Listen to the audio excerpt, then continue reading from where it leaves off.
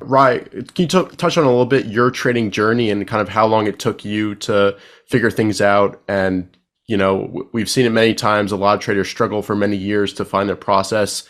And yours is a little bit unique and a little bit different. So, which people will see during the trade walkthrough. Yeah, so for me, it took me, so I started pretty early, was 17, 18, very influenced by my dad. He's been, kind of in the stock market for quite a while. And for me, you go through the same journey that many people go through in terms of, a lot of losses, trying to figure out what works, what doesn't for you over a span of time. So it would, easily took me 7 to 8 to 9 years just to figure things out and kind of build my own little process. And that could take away from, something like a Can Slim, having Ross as a mentor, since 2017 or even before that, was, a big help for my journey, because you always get in these, tough situations and you need someone to kind of talk to, or he's been in the market since I wasn't even born. So having him by my side, I think it helped my journey quite a bit. And then from there on, just the TraderLion side of things, how we, talk to people like Jim, every single day, we have access to a lot of resources that I would say a lot of people don't have access to. And that kind of accelerated my journey quite a bit. But I would say, just like a lot of losses, a lot of, blowing up accounts, learning or trying to learn what you can after you blow up an account, and just that cycle, right? You got to take it seriously to get somewhere, and you learn that after you give away a whole bunch of money. That's just tuition. And the long years. It takes, most people give up. I call Darvis the persistent outsider because he refused to give up. Jim Ropel, you refused to give up. Minervini said it took 6 years. He refused to give up. Baruch, 6 years. Wyckoff, 6 years. All of them. We said that, the 6 years, right? It's like getting your master's degree, your 4-year undergrad, your 2-year master. And it takes time to do anything well.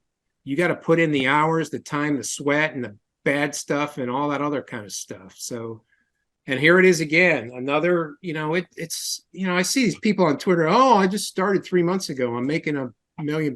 No, I don't think so.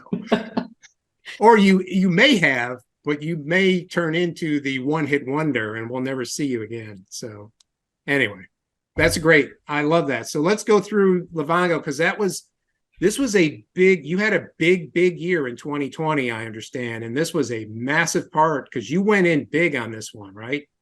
Yeah, so I'll kind of cover my whole process and how it was on my radar, how it stayed on my radar pretty early, and how I kind of have picked up things, from one market cycle to the next, or taking courses, a lot of stuff that Mike Webster has had a big influence on me in my journey, because I've taken all the IBD courses that he was involved in and all the video, all that work quite a while ago. And just walk you guys through as to how I went about it. So for me, my process, one of the things that I do is I have an IPO list, and I think, the primary bases that form in IPOs are some of the easier, more, once it forms that primary base and gets out of there, it gets, the reward is a lot higher when, the story starts to align with the price action after a primary base. So I maintain a list of IPOs. Let me see if I could draw. Yeah, you got to get if I can just interject for a minute. So we saw that with Cisco. We saw that with Price Company, the big ones that O'Neill made, big turns out after they come out, and then they create this long base or whatever. And then, like you said, when they finally break out of it, if their story is really what it is, then the rewards can be great. You're right. And that goes a lot into the research that Eve and those guys have done, right? With the IPO masterclass that we did was, the stock's going to 90% of stocks undercut the day one of their IPO. That stat was kind of taken care of, like right on the first or the second day that Livongo traded. So I kind of keep, anything that IPOs and has good volume, 10 million or above, it kind of makes it to my bigger list, which is the IPO list, and it kind of will stay on there. Doesn't mean I'm going to trade it. doesn't mean I'm going to do anything. I'm just going to wait for a setup or something to form where it gives me conviction eventually down the line, so that I could just track some of these stories that are coming to the market, right? So that's kind of, what Livongo did. It kind of died, didn't really do anything, and then built out this giant base. And especially, when it catches my radar is later on when the market corrects. So in this kind of pullback that we had early in, what is this? Jan 21, early January. It kind of trades with the market. There's nothing special about it. You're still, I'm still going through my IPO list. I don't see anything special here whatsoever. And then we have that, the COVID crash, right? It's pulling in quite a bit. And this is where it started to catch kind of my eye was it's ignoring the market. When you expect the stock to be, the market's pulling back 10 to 15%, everything around it is just going, absolutely garbage. Things are just headed to, to the downside. This starts to put in a few positive days right in that situation. So one of the things that I do, and a lot of people, you could go away from the market, you could ignore the market, and then you come back, but it's not that convenient, right? The market doesn't work for you. You have to work for it. It's kind of a job at the end of the day. So what I go through my IPO list. You got to find some sort of story, new stocks, kind of they're found by institutions at some point in time, right? And all this action, when we see positive days as the market's coming in, is an early sign that someone is accumulating or holding the stock and pushing it up while the aggregate market is trying to push it down, right? So that was the very, very early sign that this might be something in terms of, from a pure technical perspective, price and volume perspective, so it's being held up while the market's pulling back. And that was one of the very, early signs since its IPO, really, that it showed some sort of, reason to start tracking, especially within the market pullback. Richard, if you want to go to the next slide, I'll keep annotating. So we have this, the COVID, the first leg down, we get some rally, and then we completely go down. And this stock, if you count the number of what I call relative strength days since the correction started, so if the S&P starts, let's say, just its correction right down here, or it breaks even that second leg, and you want to mark that as a correction, you could count the number of relative strength days that it's had since the market started correcting. Just that stat alone, right? And that's something I scan for in the market. That's something I track in the markets as well, is when the market's going into a correction, which stocks are being held up. For example, the S&P 500 is down 2.5%. The stock you expect to be down 6% or trades the beta of 1.5 to 2 or 3 times, you expect it to be down that much as well. And it's not doing that. That's relative strength as to what the market is doing. And this thing just stuck out day after day. There was someone, there's a lot of accumulation or an attempt to kind of hold this stock up. And when I review, just my IPO list, just to do our homework, right? When the market's pulling back, we want to do, a lot of people tend to go away. They're turned off and they want to disconnect. But I think a lot of the money that we make when the trend really turns is the homework that we do when the market is, pulling back and there's no reason to really do anything. And that's this whole journey down, right? So if you aren't doing your homework right in these areas, it's going to be very tough for you to just wake up one day. You think, for example, a follow through days happen, and that's when you turn on your brain and you want to start looking. All of that homework should be kind of, as the correction's happening, stocks are showing relative strength. The relative strength lines are going to go to the upside. The number of relative strength days are also going to go up to the upside.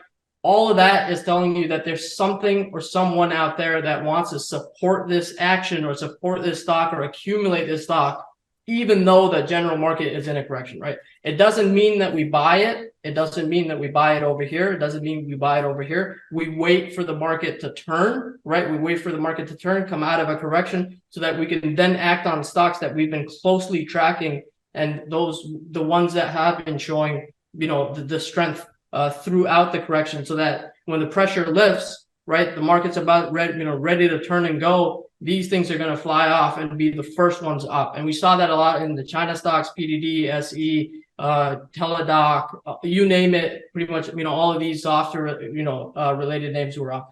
The second kind of thing that I tend to look for in the markets is the fact that we have this IPO day, right? And we have whatever, 10, 15 million in volume. And you can see that the volume is on and off. There's no consistency in the volume, right? It's up and down. You get the odd red day, right? Distribution, you could say, and the volume increases. That's kind of natural. But something different happens right around here. So something different, and this is, something I tend to look for in younger stories, is the fact that there's a rise in daily average volume. And the rise in daily average volume means there's market participants that are all tuned in to the story side of it, and they're either there's going to be some sort of directional movement when the stock, for the first time in its history, is seeing a rise in daily average volume. That if we just think of it from a pure volume perspective, how is volume created? It's a whole bunch of market participants, individuals like us, institutions coming in to create that consistent volume. And this is something I look for in IPOs. When you see a rise in daily average volume, there's a change in story. There's something developing underneath the surface. If you're a pure price action trader, technical trader, that's what you key in on. If you're an institutional side, they do a lot of research. They're looking at the story. What does this company do? What are they catering to? What's the environment like? How much will they earn? How will they earn this money? All of that is resulting in volume in the stock itself, essentially, right? They're accumulating stock throughout as the market is correcting, and they're trying to, they believe in the story. When you manage a lot of money, you kind of have to have that belief in the story. You have to research the story side, and that's where we see millions and millions of shares being traded back and forth on a net basis, results in accumulation. Richard, if you want to go to the next slide. So as the market's correcting, we're pulling back. This is the S&P, by the way. It's pulling back, it's pulling back, it's pulling back. We all see that. We see a rise in daily average volume, right? And we see consistent volume on Livongo over a span of time. Another volume signature I look for on the charts is the fact that this volume right here on this particular day was the highest volume since IPO. And that's something John referred to in some of the charts we just covered, this was the highest volume ever, or this was the highest volume the stock's ever traded, right, in its history. And again, it goes back to that same situation. How is that volume created?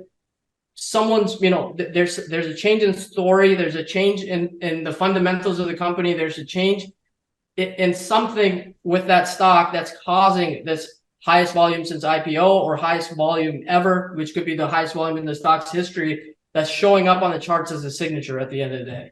So that was another thing that I continuously kind of keep track of. Some of the primary bases that you will see in the markets kind of when they come out, the Facebook breakout, the Google IPO base, U-turn, a lot Square back in 2015, 2013. A lot of these will register this kind of volume signature where it's the highest volume ever or the highest volume since its IPO day, where something's changing the story, something's changing the earnings, something's different has happened that's going to drive the price action higher. And that was the case with, FSLY, DocuSign, you name it. They all would have shown this particular volume signature, which is the highest volume since IPO, highest volume ever, highest volume ever. So that's something, you can switch to the next one, Richard, if you want to do that. And now, for me and how I traded this name was the fact that I've been tracking it now. Like a lot of people, you could say caught it, somewhere over here or somewhere right here. I've been tracking this name throughout the correction, right? The market's correcting and this thing's showing relative strength days every single day. Like the closing range on this name was higher than the closing range on the S&P 500. This thing's being accumulated as the market is completely being, thrown to dirt. This thing continues to put in these days and give you clues over a span of time, not one day, not 5 days. There were about 14 to 17 relative strength days while the market was correcting in Livongo. And that's what kind of gave me the conviction. I started accumulating over a span of 3 sessions, basically right around here. And now it sounds crazy, but the reason I kind of did that and kind of the logo of this, study the past so you could profit from the future. This situation right here, where the market made a lower low, this stock didn't make a lower low, and combined with the relative strength days, took me back to a different situation in the past. Was OKTA in 2017, and I had the chart marked up, and I mark up every year to keep my own personal model books on my desk. And this price action right here looked exactly like OKTA before it doubled. Exactly. It had the rise in daily average volume. It had the highest volume since IPO. It had relative strength days while the market corrected. And it had all of that. And all I did was connect, that conviction that I got to take a position, right? A very early position, because that's not traditional, right? We're thinking, follow through days somewhere around here, right? Where you come back in and we gapped up and then we went away. So that was somewhere around here. Right around here, when the market made a lower low, a lot of stocks started to ignore the market in general. But we always have to wait for conditions to improve and kind of stocks to turn to the upside. But my conviction came sort of from a past state, and OKTA was the primary example where it looked very similar, it felt very similar. All the characteristics that I looked for, plus the story, right, plus the backdrop of COVID, and I kind of accumulated right around this area. I think my average was somewhere around 22 something on this stock, and I bought a lot of it because I had studied, a lot of these past names that exhibited these gave me the conviction to kind of trade this. Can I jump in with a question, Rai? Yes. Yeah. So your entry style is a little bit different than the breakout style that we've kind of seen. You like to accumulate on pullbacks in those tight areas, as we've mentioned. If the stock had continued lower, how would you have managed your risk on this buy if this tightness didn't resolve to the upside? So for me, it was very easy. This is my line in the sand. If this thing goes lower and it needs more time, even with all of that evidence, I'm not going to sit there and say I have conviction in the story and be down 10, 15% while the market is completely, continuing lower, right whatsoever. Right. So the way I start, I bought a little bit this day, a little bit that day, kind of accumulated right into this spot, right? And I built quite a bit. And at this point, when the market made a lower low, a lot of stocks, you might even see it in the new high, new low. The new high, new low were contracting. The market made a new low, but there weren't many new 52-week lows to accompany that lower low in the market itself. Yeah. What days are we looking at here? This is March, late March. Yes, yeah. We're looking March at 22nd ish would be where that lower low. We just looked at those new highs, new lows, and that's when all the big numbers were already gone. Yeah, prior weeks, and that thing really started to improve a lot, and then it started to go positive in that first week of April, which is when everybody said, you're crazy, this isn't going up, but it was. So that's very interesting. Great point.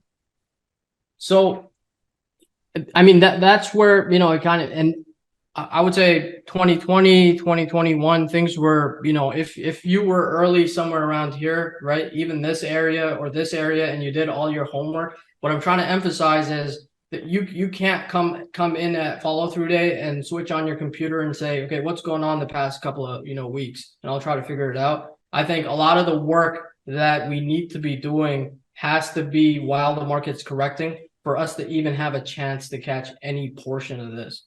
Yes, you could be, in here, but it's always beneficial to see the themes in the market that kind of come into play, how the market's trading. The market will make it very obvious if you put in the work, or, you put in, the hard work into it. It will give you the proper information so that you're ready to kind of catch that. Yeah. You know what that looks like? There's a legendary trader out there who would call that a basketball underwater. I can't remember who that who was that came Who's up that with guy? that. I don't know. Yeah, who's that guy? But that's exact, Jim. That's, pushing down, and then all of a sudden, right out of the water, right? Kind of like what you called that, basketball underwater. For sure. You guys, I'm really quiet back here. I just did an hour with IBD and Arusha and Alyssa and all those guys, so I'm just chilling back here. Ask me a question if you want, but I'm happy to let you guys run. I'm going to get to you after we're done with Livongo. Don't worry. Great trade, by the way, dude. Awesome trade. Do you want to touch on position management a little bit? Because you use that. All right, you will. Cool.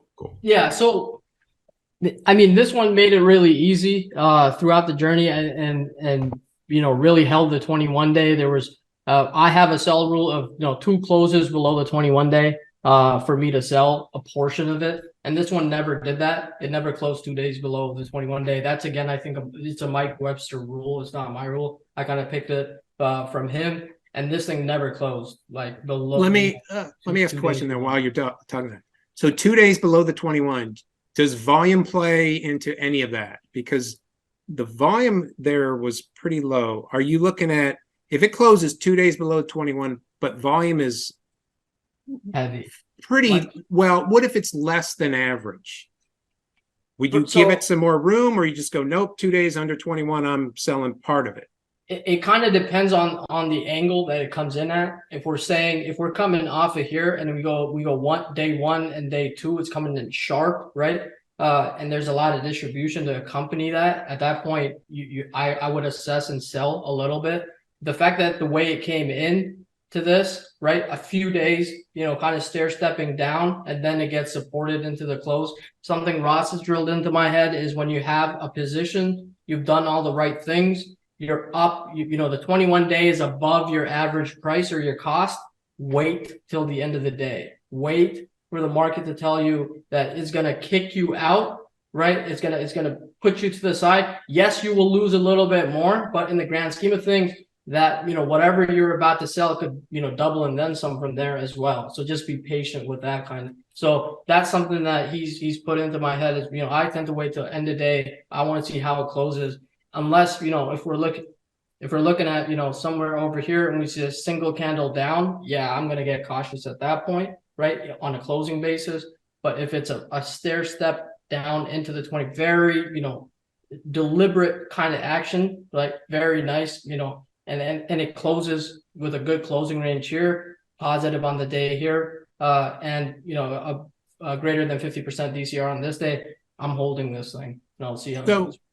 Can I ask it? Are you adding? Because I know, I think Richard was telling me before we came on, you had something like, 60% of your account in this one stock? Something like that? I mean, it was big, right?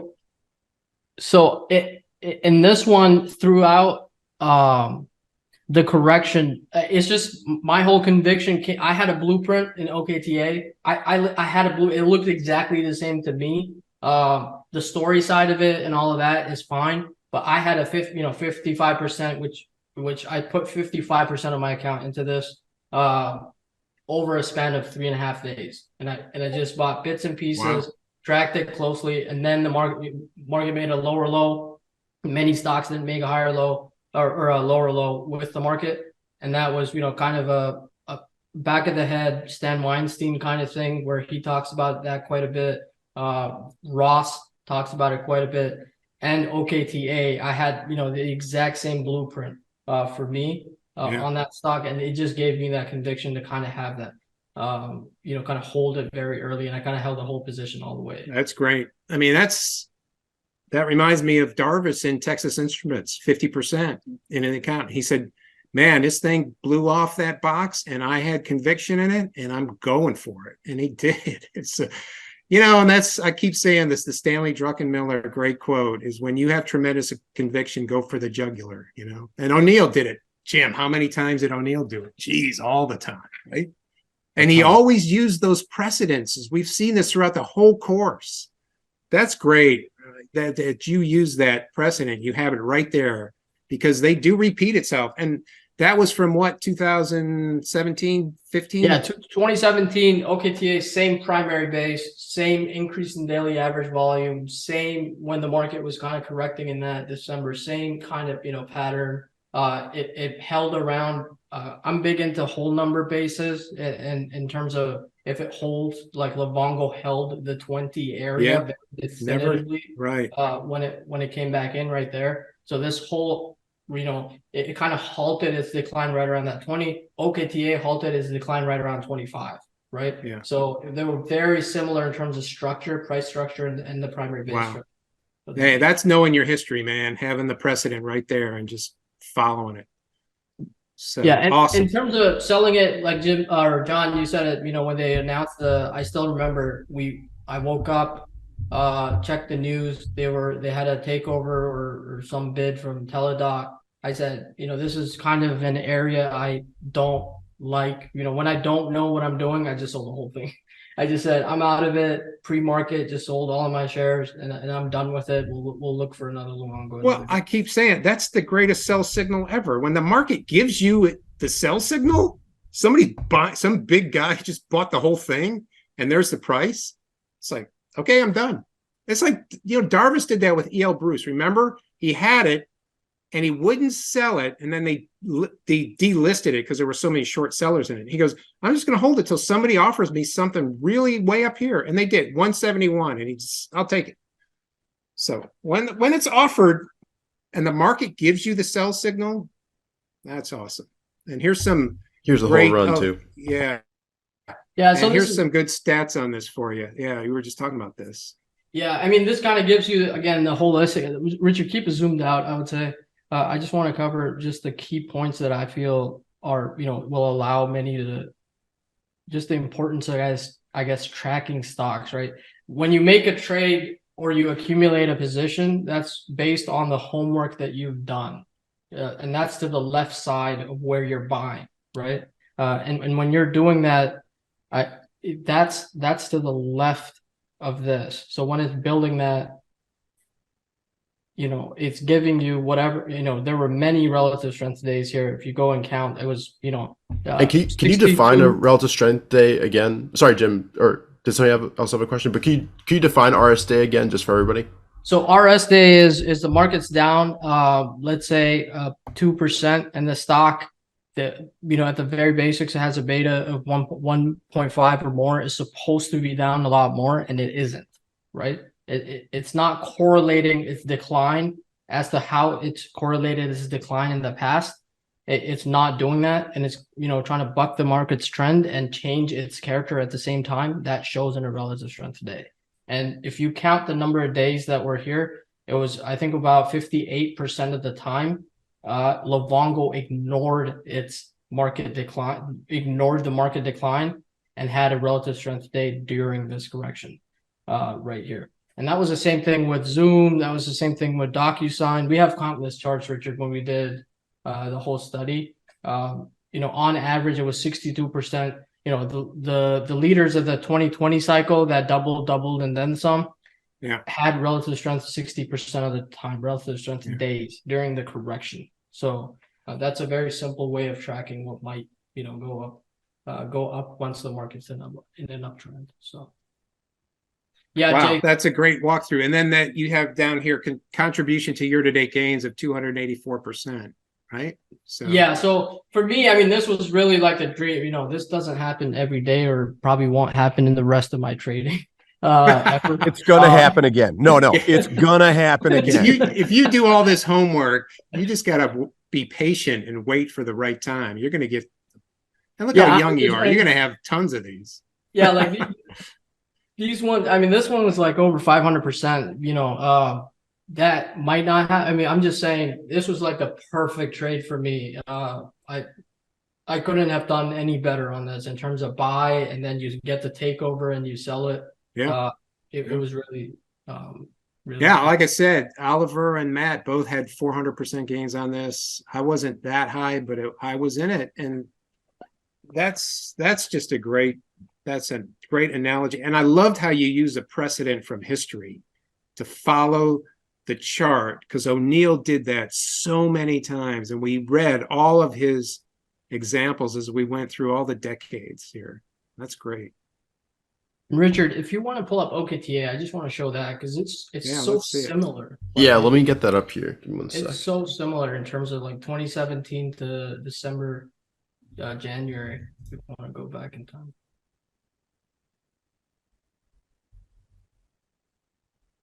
Yeah, if you just zoom in on that. So you see, yeah, just keep it right there. Just keep it right here. Okay. Yeah, right there. And so, let me hide the data panel and stuff just to get more chart here. Yeah. Yeah. Is that good? Yes. So we kind of see the same thing. This is our like what Minervini, whatever, whoever you want to label it on. This is kind of like its initial base. For me, this increase in volume and then this steady volume right here, right? I'm not seeing your annotations just yet.